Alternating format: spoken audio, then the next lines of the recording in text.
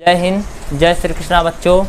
आज हम देखेंगे अध्याय 1 का ही कि सिद्ध करें कि root 2, root 3, root 5, root 7, root 11, root 13, root 17 जो भी अभाज्य संख्याएं हैं एक अपरिमेय संख्या होती है, इसे प्रूफ करना है, सिद्ध करना है। ये क्वेश्चंस बहुत ही इंपॉर्टेंट है 10वीं क्लास के नज़रिए से, बाकी अदर कक्षाओं के लिए भी बहुत ही इम्पॉर्टेंट है, जो कई बार आ चुका है। कई बार ऑब्जेक्टिव में पूछा गया है कि रूट 2 क्या एक परिमेय संख्या की अपरिमेय है, तो ये एक सब की सब क्या हैं, अपरिमेय संख्याएं हैं।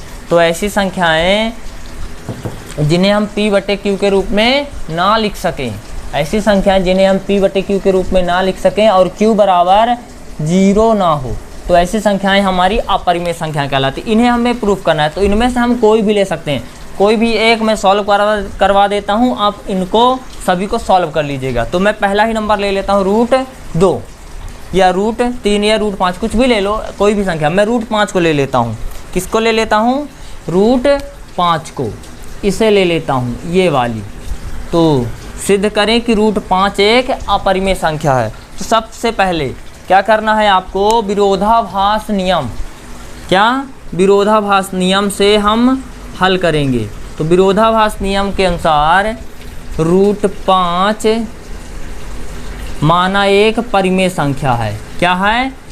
माना रूट 5 एक परिमेय संख्या है।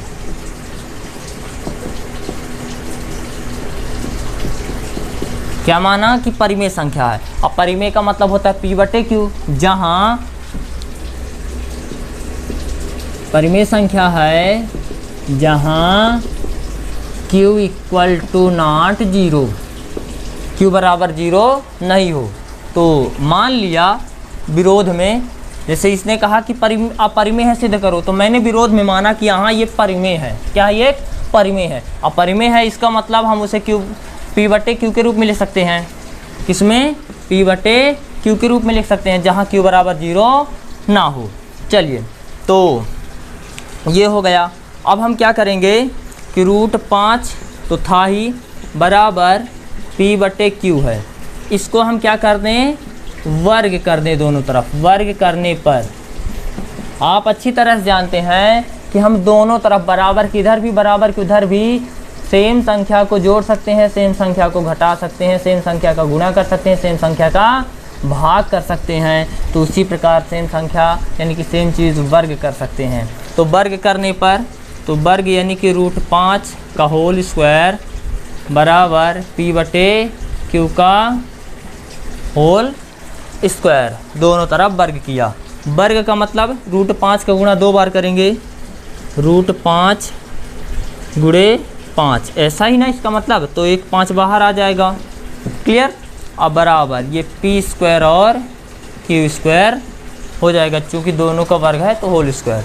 यहाँ स्क्वायर का मतलब 2 बार गुणा। इसको हम ऐसे भी लिख सकते हैं, ध्यान रखिएगा, रूट 5 × रूट 5 तो = 5 बाहर आ जाता है। ठीक है? तो रूट 5 एक 5 बाहर आ जाता है, क्योंकि घात 2 है। तो इसी प्रकार यहाँ ले लिया। अब q² बटे में इधर गए तो गुणे में, तो 5q² गुणे बटे में है ना, तो यहाँ आया तो गुणे में, और उधर क्या बच गया? p²। और यहाँ पर 5 और q के बीच कौन सा चिन्ह है, यहीं पर समझना है आपको। एक बार और समझिएगा। विरोधाभास नियम से मैंने माना कि रूट 5 क्या है? एक परिमेय संख्या। परिमेय का मतलब p/q के रूप में हम देख सकते हैं, जहाँ q बराबर 0 ना हो। फिर उसके बाद जैसे लिया विरोधाभास नियम से p/q के बराबर, तो वर्ग कर दें, अपने से वर्ग, दोनों तरफ वर्ग करने पर, क्योंकि हम सेम चीज़ कर सकते हैं दोनों तरफ। वर्ग किया तो इसमें भी घात, इसमें भी घात 2। जैसे ही घात 2 दोनों में लगाया तो इसका 5 बाहर आ जाएगा, क्योंकि 2 बार गुणा होने पर 5 बाहर आ जाता है। और ये p² q² दोनों में हो जाएगा। q² बटे में इधर गए तो गुणे में, यहाँ पर गुणा है और उधर p² बचा। 5 और q के बीच गुणा है, उधर जाएगा तो बटे में। तो इसको मैं यहाँ पर लिख देता हूँ साइड में, समझ जाइएगा, थोड़ा बोर्ड कम है इसलिए। तो 5 गुणे में उधर गए तो बटे में, तो ये p² पहले से था, 5 गुणे में उधर गए तो बटे में, तो इधर क्या बचा बेटा? q², यानी कि q² बराबर p² बटे 5। क्लियर हुआ? तो क्यू स्क्वायर बराबर पी स्क्वायर बटे 5। अब देखिए यहाँ पर यूक्लिड की एक विभाजन एल्गोरिथम प्रमेय लगती है। क्या प्रमेय क्या कहती है कि यदि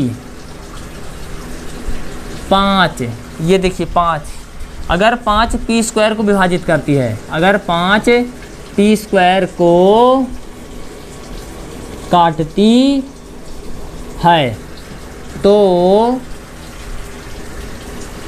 5 पी को भी काटेगी। ध्यान रखिएगा, ये प्रमेय मैं पिछले वीडियो में समझा चुका हूँ। अगर आप ये वीडियो ना देखे हो तो जा करके मेरे प्लेलिस्ट में मिल जाएगा, तो आप उसको ज़रूर देख लीजिएगा। एक बार मैं कॉन्सेप्ट यहीं पर बता देता हूँ। कहने का मतलब है कि अगर 5 कह रही है पी स्क्वायर, कोई भी स्क्वायर ले लो, सपोज दैट मैं 10 का स्क्वायर ले लेता हूँ। अगर 5 10 के स्क्वायर को काटती है तो अगर हम स्क्वायर नहीं लगाएंगे ना तब भी वो काटेगी। कैसे? देखिए 10 का स्क्वायर कितना होता है 100 बटे 5, 5 दूनी 10। ये देखो 10 का वर्ग 100, 100 को 5 ने काटा। इसका मतलब 100% का अगर हम 10 में स्क्वायर नहीं लगाएं तब भी वो 5 काटेगी। 5 दूनी 10, ये देखो। तो कहने का मतलब है कि अगर 5 पी स्क्वायर को काटती है तो 5 अगर घात नहीं लगाए तब भी उसको काटेगी। तो जब काटेगी तो कुछ मिलेगा। जैसे यहाँ पर 10 के घात 2 में भाग दिया 5 का तो 20 मिला। तो अगर हम घात ना लगाएं 10 बस में भाग दें तो 2 मिल रहा है, तो कुछ भी नया मिलेगा, लेकिन हमें मालूम नहीं है। तो हम क्या करते हैं कि सपोज दैट P में ही 5 का भाग देंगे तो हमें कुछ ना कुछ मिलेगा। तो मैं मान लेता हूँ R मिलेगा। क्या मिलेगा? R। कुछ भी ले सकते हैं, बस हाँ Q नहीं लेना, क्योंकि Q ऑलरेडी हम ले चुके हैं। तो P में 5 का भाग देंगे तो क्या मिलेगा यार? 5 बटे में इधर गए तो गुणे में, तो R 5 इधर आएगा तो 5R, उधर क्या बच गया? P। क्लियर? ये हमारा समीकरण फर्स्ट था और ये समीकरण सेकंड है। अब इस समीकरण 2 का मान समीकरण 1 में रखेंगे तो यहाँ लिखना पड़ेगा समीकरण 2 का मान समीकरण 1 में रखने पर, तो समीकरण 2 यानी कि P बराबर 5R समीकरण 1 में रखेंगे। तो समीकरण 1 को उतार लेते हैं। देखिए बोर्ड में जगह कम है, मैं इसको मिटा करके लिख रहा हूँ, ठीक है।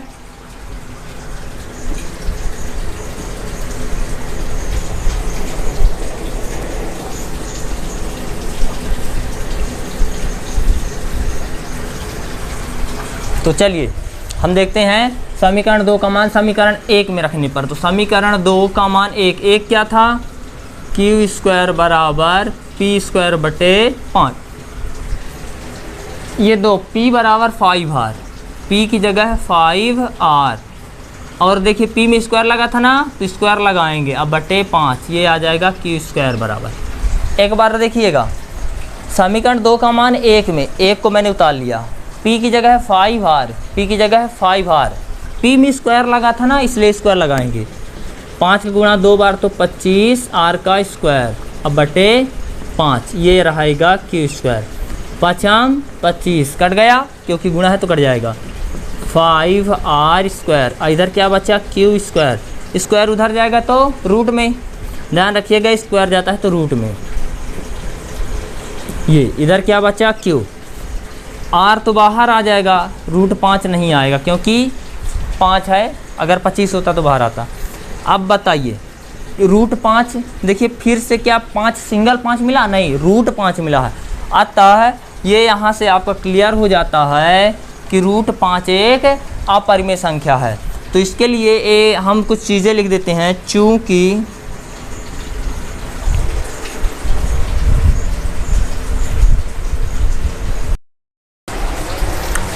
इस प्रकार Q बराबर R रूट 5। बताइए रूट 5 मिलाना फिर से, इसलिए ये क्या है?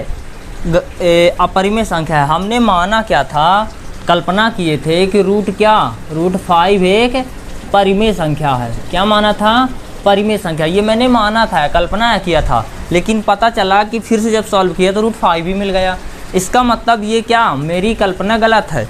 अतः हमारी कल्पना बिल्कुल क्या है, असत्य है। रूट 5 एक क्या है, अपरिमेय संख्या ही है। तो रूट 5 एक अपरिमेय संख्या। इसी प्रकार root 2, root 3, root 5, root 7, root 11, root 13, root 17 ये सब क्या हैं, रूट 29 अपरिमेय संख्या हैं। तो इनको आप किस प्रकार सिद्ध कर सकते हैं, वीडियो से अच्छे से क्लियर हो गया। अगर कहीं पर डाउट हो, दिक्कत हो तो आप मुझे कमेंट करके बता देना। अब वीडियो पसंद आया हो तो आप सब्सक्राइब और शेयर ज़रूर करिए। थैंक यू, धन्यवाद।